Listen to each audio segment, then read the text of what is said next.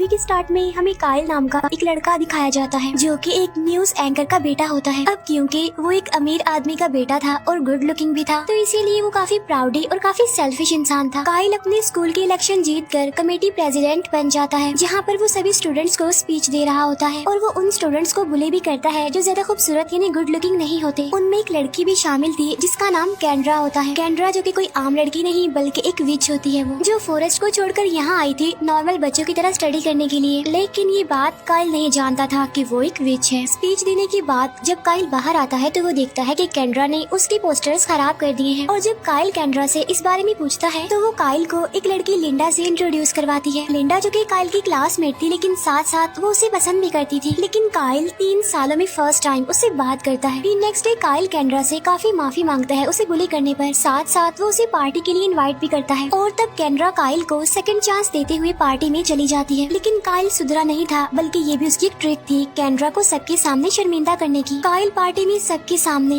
कैंड्रा को काफी बुरा भला कहता है, लेकिन अब क्योंकि कैंड्रा एक विच थी तो वो काइल को कर्स कर देती है। और इसके बाद काइल को कुछ समझ नहीं आता और वो आधी बेहोशी की हालत में घर चला जाता है, जहाँ पर कैंड्रा आती है और उसे बताती है कि मैंने तुम्हें कर्स कर दिया है। जिसके बाद काइल एक हेयरलेस इंसान बन जाता है, यानी जिसके बाल नहीं होते और उसके फेस पर अजीब तरह के टैटूज और स्कार्स थे, यानी वो दिखने में काफी हॉरर और अगली लुक दे रहा था। इन शॉर्ट अगर कहा जाए तो बहुत बदसूरत लग रहा था, जिसे कोई भी ना देखना चाहे। कैंड्रा काइल को कहती है कि अगर किसी लड़की ने तुम्हें अगले स्प्रिंग सीजन से पहले ये ना कहा कि तुम मुझे अच्छे लगते हो और मैं तुमसे प्यार करती हूँ, तो तुम हमेशा के लिए ऐसे ही अगली बन के रह जाओगे। इसके बाद जब काइल के फादर घर आते हैं तो वो अपने बेटे की ऐसी हालत देखकर काफी हैरान रह जाते हैं, तो इसीलिए फौरन वो उसे डॉक्टर के पास ले जाते हैं। अब डॉक्टर के पास भी इस चीज का कोई भी सोल्यूशन नहीं होता। काइल के फादर डॉक्टर को कहते हैं कि मैं कोई भी रिस्क लेने को तैयार हूँ, जितने पैसे लगेंगे मैं लगाने को तैयार हूँ, लेकिन हाँ मैं अपने बेटे की ऐसी शक्ल नहीं देख सकता। तब ये सुनकर काइल गुस्से में वहाँ से बाहर आ जाता है। अब यहाँ पर काइल अपने फादर से काफी नाराज था, क्योंकि कुछ भी रिस्क लेने का मतलब ये है कि अगर इस प्रोसेस में काइल की जान भी चली गई तो उसके फादर को कोई फर्क नहीं पड़ेगा। अब जाहिर है ये बात काइल के लिए काफी दुख वाली थी। अब काइल के फादर उसी सिटी से दूर एक प्राइवेट हाउस में शिफ्ट कर देते हैं। मीनवाइल सिटी में तो सबको ये बताया जाता है कि काइल असल में एक रिकवरी सेंटर में है। काइल की देखभाल करने के लिए वहाँ पर एक मेड को हायर किया जाता है। अब इस मुश्किल टाइम में काइल के फादर ने उसे बिल्कुल अकेला छोड़ दिया था और इतनी दूर। अब काइल के लिए अकेले ही इस सिचुएशन से लड़ना काफी मुश्किल हो रहा था। वो खुद को काफी अकेला फील करता है। अब उसके पास कोई भी ऐसा नहीं था जो उसके दिल की बात सुनता। फिर एक दिन डोर पर कोई नॉक करता है और जब काइल चेक करने जाता है कि वहाँ कौन है, तो वहाँ उसका ब्लाइंड ट्यूटर होता है, जिसे उसके फादर ने ही हायर किया होता है काइल के लिए। उसी रात फर्स्ट टाइम काइल अपनी मेड से ठीक तरह से बात करता है, जहाँ उसे पता चलता है कि उसकी मेड को ग्रीन कार्ड ना मिलने की वजह से अपनी फैमिली को छोड़कर यहाँ शिफ्ट होना पड़ा है और इसी वजह से उसकी मेड आज तक गिल्ट में ही है। इसके बाद काइल एक पार्टी में जाकर कैंड्रा से मिलता है, जहाँ पर वो उससे माफी मांगते हुए रिक्वेस्ट भी करता है कि प्लीज मुझ पर से इस कर्ज को खत्म कर दो ना और मुझे ठीक कर दो। लेकिन कैंड्रा उसे कहती है कि ये कर्ज तब तक वापस नहीं हो सकता जब तक कि तुम किसी लड़की को पसंद ना आ जाओ, यानी वो तुमसे प्यार न करने लगे। फिर आगे बढ़कर काइल अपनी बेस्ट फ्रेंड को किसी और के साथ देखता है और ये देखकर वो काफी हर्ट होता है। फिर इतनी ही देर में वहाँ पर उसकी क्लासमेट लिंडा आ जाती है, जो कि काइल को पहचान नहीं पाती और उसी के आगे वो उसके दुख का इजहार करती है और अफसोस जाहिर करती है। अब लिंडा की ये बात काइल को काफी अच्छी लगती है और इसीलिए वो उसकी तरफ अट्रैक्ट होने लगता है। बस इसी के बाद से काइल लिंडा को फॉलो करने लग जाता है। वो उसकी हर छोटी से छोटी बड़ी से बड़ी चीज पर नजर रखने लग जाता है और उसकी वजह से काफी खुश भी रहने लगता है। फिर ऐसे ही एक दिन जब वो लिंडा को फॉलो कर रहा होता है, तब वो देखता है कि लिंडा अपने फादर को ढूंढते हुए बिल्डिंग के बैक साइड पर गई है, जहाँ पर 2 डीलर्स उसके फादर पर गन पॉइंट करके खड़े हुए हैं। तब काइल उनमें से एक पर अटैक करके गन नीचे गिरा देता है और दूसरा डीलर लिंडा को गिरा कर बेहोश कर देता है। यहाँ पर काइल लिंडा को उठाकर बिल्डिंग के अंदर छोड़कर आता है। बाहर आने पर वो दिखता है कि लिंडा के फादर ने एक डीलर को शूट कर दिया है और दूसरा डीलर लिंडा के फादर को धमकी देता है कि मैं तुम्हारी बेटी को नहीं छोड़ूंगा, देखना। तब इस बात का फायदा उठाकर काइल उसके फादर को कहता है कि आप लिंडा को मेरे पास छोड़ दें, क्योंकि वो मेरे पास ही सेफ रह सकती है। तब लिंडा के फादर उसकी बात मान लेते हैं। नेक्स्ट डे उसके फादर उसे काइल के घर ले आते हैं। काइल अपनी असल आइडेंटिटी छुपा कर खुद को एज अ हंटर शो करवाता है। इवन वो तो लिंडा के सामने जाता ही नहीं और उसकी मेड ही लिंडा को रिसीव करती है। लिंडा अपने फादर पर गुस्सा करती है कि आप कैसे मुझे किसी अननोन पर्सन के पास अकेले छोड़कर जा रहे हैं। इसके बाद वो अपने फादर को